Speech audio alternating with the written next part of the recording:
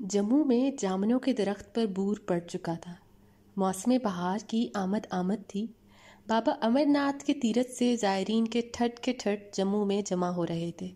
सराय खानों, आश्रमों, गौशालों, होटलों, मस्जिदों, मंदिरों में तिल धरने को जगह दिखाई न देती थी।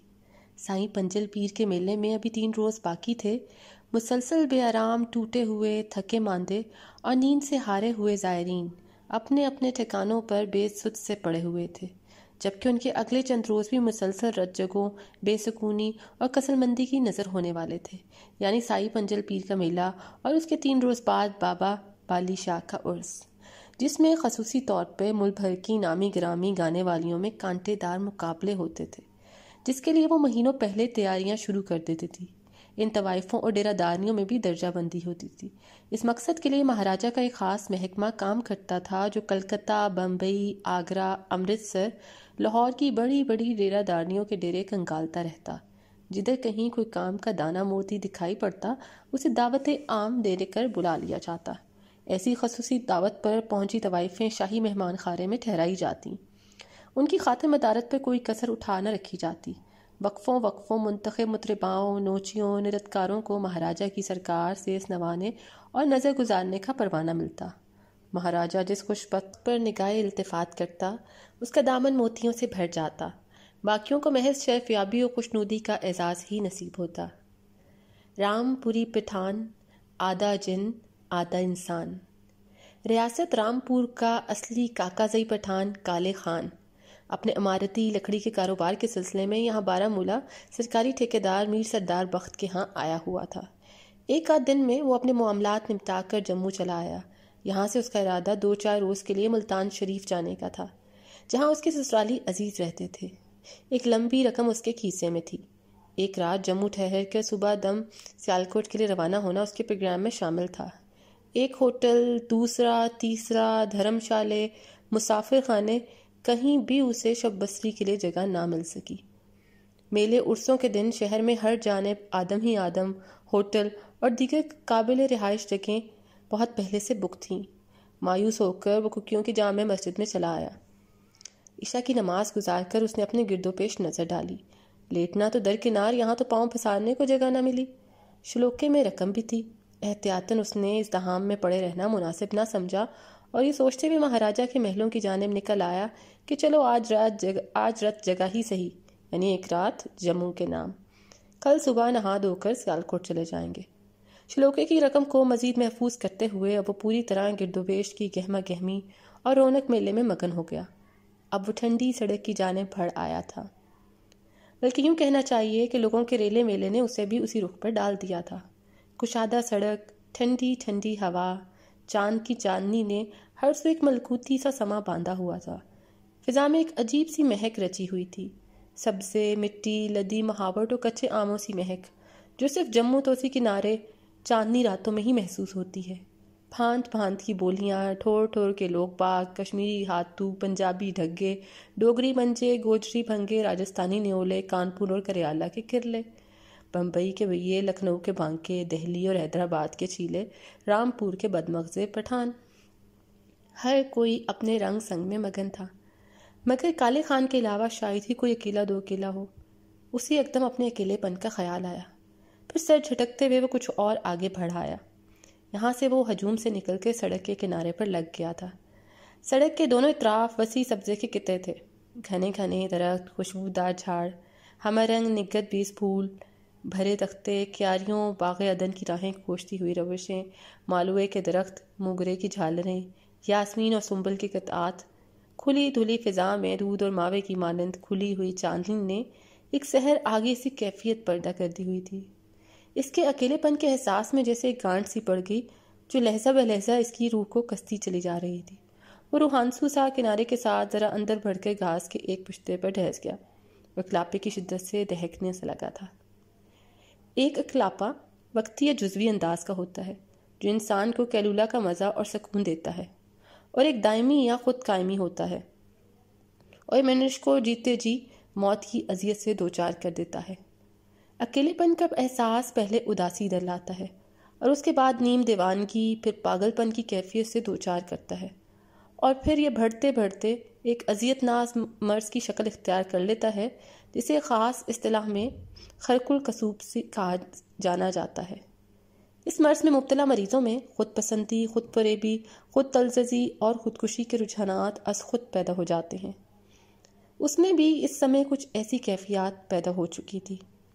کہتے ہیں لاہوری، امرتسری اور سیالکوٹیوں کی طرح پٹھان اور سکھ حضرات کہیں بھی چلے جائیں، علم و عرفان، مقام و حشمت کے کیسے کیسے بھی مدارج طے کر لیں، علم، عمر، تجربے کی کسی بھی منزل پر ہوں، پٹھان پٹھان ہی اور سکھ سکھ ہی رہے گا۔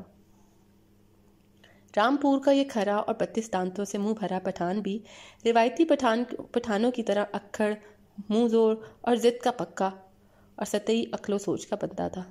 بات بات پہ چاقو نکال کے مرنے مارنے پہ اتر آتا، جہاں جدھر کہیں بات و سوچ کی سوئی اٹک گئی وہیں کلی پھنس جاتی۔ مونچھ کا پھال دھر کر سینکڑوں ہزاروں کا لین دین کر لیتا۔ گردن کٹے تو کٹے، لیکن بول تول زبان میزان کاٹنے سے نہ ہٹے۔ ایسی گھنیری بچھو کے الٹے جنگ سے اٹھی ہوئی مونچھیں کہ نظر بھر دیکھنے سے نین دکھنے لگیں، چپتی ہوئی چھوٹی گول گول سرخ مائل آنکھیں، جیسے کہ پرانا بھنگی بونگڑا پینے کا عادی ہو، تکونا سا تنگ ماتھا، دبیل سی لوئیں، مڑے ہوئے بڑے بڑے سے کان، نکودری ناک، اور پھر گردن جانے تھی بھی یا محض ٹھوڑ سیدھے کاندھوں پر محض تہمت دھری تھی، بڑے ہوئے گول بینگن سی رنگت والے لٹکے ہوئے ہونٹ۔ یہ تو اس کے حق میں بہتر ہی ہوا کہ رامپور میں کہیں پیدا ہوا اور بچا رہا، ورنہ ایسا نادر الوجود بچہ اگر کہیں کابل و کندھار ہوتا تو بختون اسے تازہ اتری دمبے کی کھال میں دم پخت کر کے کسی پہاڑ کی اوٹ میں پھینک دیتے۔ سچی بات تو یہ ہے کہ رب الحکمت نے اسے خاص طور پہ رانائی، دلکشی و مردانہ وجاہت کا نکیس بنانے میں کسی حکمت و مصلحت کا عمل دخل یقیناً پنہا رکھا ہوگا، جو ہماری تمہاری نظروں سے اوجھل تھا۔ وہ رد ذات اور حفظ ذات کا ایک ایسا تاب دارالماس تھا جو شش پہلو تراشیدہ تھا، مگر اس کے نیچے اس کے شش پہلوؤں کی نوک ارتگاز ایسی نکلی ہوئی اور یوں تیکھی تھی کہ اس کی خوبیوں کا معترف بھی اس کے نوک کے آزار سے بچ نہیں سکتا۔ کاروباری بندہ تھا، اگا فی الحال خالی تھا اور پیچھا تو اس سے پورب تا پچھم جان چھڑا چکا تھا، اس لیے وہ لگی بندی آتی جاتی سانسوں کا اسیر زندگی بسر کر رہا تھا۔ تھی تو ایک حد درجہ سگھڑ و خوبصورت بیوی، چونکہ اپنے قرابت داروں سے تھی اس لیے شاید اس جھڑوسیے کے ساتھ لشم پشم نبھا کرنے پر بندھی ہوئی تھی۔ دلوں کے بھید تو رب جانتا ہے، لیکن وہ سہاگن سے کہیں اوپر ودوا قسم کی مہارانی دکھائی دیتی تھی، جبکہ وہ اس کے حمام خانے کے نکاس آپ پر معمور کسی مہتر کے آگے ایک کہتر سے زیادہ کی اوقات دکھائی نہیں پڑتا تھا۔ ایسے ناسودہ امکان امر پر گرشتہ طبع لوگ ہزاروں نفوس گہما گہمیوں کے درمیان فعال و مشغول رہ کر بھی اکیلے کے اکیلے رہتے ہیں، جنہیں اندر کی یکتائی اور رکتائی سے جدا کرنا بڑا مشکل امر ہوتا ہے۔ قضیہ سود و ضیاء سے بے نیاز، ہنستے مسکراتے موج میلے میں مگن لوگوں کے بیچ وہ جھکائی مار کر یوں پڑا تھا جیسے کوئی جنگلی کبوتر آڑے کی آندھی میں اندھا اور بے دم ہو کر کسی کھیت کھلیان یا گلی بازار میں دھب آ گرتا ہے، یا جس طرح اپنے کوارے رہ جانے کا احساس کسی دوسرے کی شادی میں شرکت ہونے سے ہوتا ہے، اسی طرح اپنے اندر سے اکیلے ہونے کی دکھن یاری دوستی کے بندھن میں بندھے یار دوستوں، میلے ٹھیلوں اور شاداں و فرحاں لوگ باغوں کو دیکھ کر سوا ہو جاتی ہے۔ چاہنے اور چاہے جانے کی خواہش بھی ایسے لوگوں کے اندر کہ خالی ڈبے کا محض کھڑاک ہی تو ہوتی ہے۔ کسی دیس کا سنگاسن اگر فرمانروا سے خالی ہو، بڑی سی کھوپڑی بھیجے سے صاف ہو، دیدوں کی دیدگی ندارت اور دل کا آلنا کسی من موہے سریلے سے پنچھی سے خالی ہو، تو جینے میں کیا مزہ، کیسی چاہت۔ کھاج کا سواد اور وصل کا لطف اپنی جگہ، لیکن جو ہجر، انتظار اور اکلاپے میں سگھلتی ہوئی لذت، دھیمی دھیمی میٹھی سی آگ، کسک، چبھن، چھپی لکی ہوتی ہے، اس کی لہک لٹک تو کوئی جنم جنم کا اکیلا ہی محسوس کر سکتا ہے۔ آلوچے کے جھاڑ سے ٹیک لگائے وہ ٹک سا گیا تھا۔ مامتا سے بچھڑے ہوئے، اپنوں کے ڈسے ہوئے یا من کے مارے ہوئوں کو پرتھوی پرائے اور پیڑ بڑا پیار دیتے ہیں۔ آلوچا کے مامتا بھرے جھاڑ نے اسے جیسے کسی لاوارث بچے کی مانند گود بھر لیا تھا۔ دھپ دھپ اور ٹھک ٹھک کے ٹھیکے کی آواز سے وہ اپنے اندر سے باہر سا نکلا۔ پیچھے ساتھ والے خطے میں کچھ سازندے اپنے سامان ساز دھرے ان کی مشکیں کس اور کان مڑوڑ تڑوڑ کر انہیں سر کر رہے تھے۔ طبلے پر کاوج کو سر میں لانا بھی ایک جوے شیر کا لانا ہوتا ہے۔ یہ عمل دیکھنے والوں پہ کئی طرح کے اثرات چھوڑتا ہے۔ جن معدود چند کے ہاں ذوق آگہی اور اداب مشاہدگی کے کچھ نمایاں انداز ہوتے ہیں، وہی دیکھتے ہوئے محسوس کر سکتے ہیں کہ سازوں کو سر میں لانے والے عمل کیسا جوخم ہے۔ اس کے لیے ایک کیسی باریک مہارت، گن رسی اور گن بینی درکار ہوتی ہے۔ اکثر بڑے بڑے گویوں کے طبلے چڑھے یا اترے ہوئے ہوتے ہیں، مگر کسی کو محسوس تک نہیں ہوتا۔ یہ کھنچائی، کسائی، رگڑائی، لپائی اور ٹھکائی کا یہ کسی بگڑے ہوئے بچے کی مانند ہوتے ہیں کہ جنہیں کسی تقریب اور محفل میں تہذیب میں رکھنا پڑتا ہے اور انہیں سمجھایا جاتا ہے، کبھی کان مروڑ کر اور کبھی ڈنڈے چھانٹنے سے۔ مار کٹائی کا ڈھول ڈبہ لوگ سنتے ہیں، انتم ٹسوے اور ری ری راں راں ان کا استاد کان دھر کر سنتا ہے۔ کبھی کبھی تو انہیں سر میں لاتے ہوئے استاد لوگوں کے خود اپنے مزاج بے سرے ہو جاتے ہیں۔ یہی کچھ ادھر بھی ہو رہا تھا۔ ایک تبلچی طبلے کو گود میں دھرے اس کی خبر لے رہا تھا۔ پاس سارنگی کی ری ری جاری تھی، تانپورے کے ساتھ کانا پھوسی بھی ہو رہی تھی۔ چاندنی میں چاندی ایسی ننھی سی ہتھوڑے تگے پہ پڑتی تو ادھر کالے خان کی کن پٹی پہ بھی ضرب سی پڑتی۔ ساتھ ساتھ سازندے اپنے ساتھ بیٹھے ہوئے جموں دربار کے کسی استاد سازندے سے ٹھیکوں کے بارے اور آج رات کے پروگرام میں پیش کیے جانے والے راگوں اور اپنی کامیابی کے یقین کا ذکر بھی کر رہے تھے۔ اچانک سفیدہ بائی کا نام سن کر کالے خان ٹیک لے کر اٹھ بیٹھا اور قدرے ادھر سے رکھ کر اپنے کان ان کی بات پر دھر دیے۔ اب سازندے سفیدہ بائی کے فن کی تعریف میں رطب اللسان تھے کہ سفیدہ بائی کی سریلی سریخی آتما کے بھید بھاد کھولتی ہوئی آواز کا جادو مردہ تن من میں سر بہار سا سما پیدا کر دیتا ہے۔ ایک بتا رہا تھا، سفیدہ بائی سننے سے زیادہ دیکھنے اور اس سے بھی کہیں زیادہ محسوس کرنے کی چیز ہے۔ ایک اور نے انکشاف کیا، جیون جنگل میں جن کی راہ ماری گئی ہو وہ اس کی لپک کر چمتیاں میں راہ پکڑ لیتے ہیں۔ بہت دیر تک وہ ان کی باتوں کی گن سن لیتا رہا۔ اسے یوں محسوس ہو رہا تھا کہ جیسے اس کے کلاپے کے سفر کا انت ہو گیا ہو، وہ اپنی گم کردہ منزل کے قریب پہنچ چکا ہو۔ گانے وانے راگ راگنیوں سے اس کی کیا دلچسپی ہو سکتی تھی؟ یہ سر سریکھا کی پہچان، راگ راگنیوں کا گیان اور ساز و آواز کا ورداں دھیان تو قدرت کی جانب سے چند مخصوص خوش نصیبوں کو بخشش ہوتا ہے۔ سنگیت ودیا تو ایک عطا ہے، ایک تپسیا ہے۔ ہر کوئی اس کے اہل کہاں؟ لاکھوں میں کوئی ایک گانے والا اور ہزاروں میں کوئی ایک آج سریکھا سننے والا، باقی سب شامل واجے اور شیخ خواجے ہوتے ہیں۔ کالے خان تو دھڑلو پٹھان تھا، گانے بجانے والے اس کی نظر میں محض بھانڈ میراثی ہوتے تھے جن کی اس کے ہاں پھوٹی کوڑی کی بھی اوقات نہیں تھی۔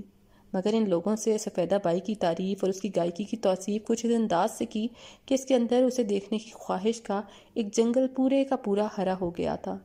وہ اس غیرت ناہید کو ایک نظر دیکھنا چاہتا تھا جس کے سریل تانوں سے جیون کی گم کردہ راہیں کھلتی ہوئی سجائی دینے لگتی ہیں۔ سفیدہ سفیدہ جیسے چھپ تال کی گت کی طرح اس کے دل کے طبلے پر بجنے لگی تھی۔ اس کا انگ انگ جیسے ماترے چن رہا ہو، وہ سر تپا جیسے موسیقی میں ڈھل گیا ہو۔ بس یوں ہی وہ بے دہانی میں گنگنانے لگا، اے داغ جذب عشق کی دیکھیں گے اب کشش۔ وہ دور بھی کیا دور تھا! نچلی سطح سے بھی اترا ہوا آدمی کم از کم شعر و شاعری سے ذوق و شغف ضرور رکھتا تھا۔ گراموفون کا زمانہ تھا، ٹھمریاں، داردرے، خیال، کافیاں، گیت، غزلیں، گھر ہو یا بازار، دکان، ہر جگہ گراموفون بجتے رہتے تھے۔ موسیقی کسی نہ کسی انگ رنگ میں اس دور کی تہذیب و تفریح کا ایک نمایاں حصہ تھی، ایک سے ایک بڑھ کر گانے والی۔ زہرہ بائی امبالے والی، اختر بائی فیض آبادی، گوہر جان، رسولن by, Shamshad by, Amir Begum, Mukhtar Begum, ایدن by, ملکہ پخراج، امراؤ بیگم، گجن، خورشید بیگم، المیہ جان، فریدہ خانم، راج کماری، روشن آرا بیگم، نور جہاں وغیرہ۔ ہر لمحہ ہر لہجہ ان کی مدھر تانیں فضا میں لہراتی رہتی تھیں۔ یکے والے سے لے کر پنواڑی، کنجڑے سے کابلی والے، استبل کے سائیں سے کوتوال شہر تک ہر کوئی وزن بہر اور ناپ تول کر بات کرتے۔ بات کیا کرتے، شعر کہہ رہے ہوتے۔ ادب، آداب، جی حضور، تسلیمات، کورنش، چھوٹے بڑے سب حفظ مراتب کے معنی سمجھتے تھے۔ راجگاں، نوابین، رؤسا اور ارباب سخن و ثروت شعر و موسیقی اور مجلس آرائیوں کے دلدادہ تھے۔ ان کے ہاں ارباب نشاط کی خوب پذیرائی ہوتی تھی۔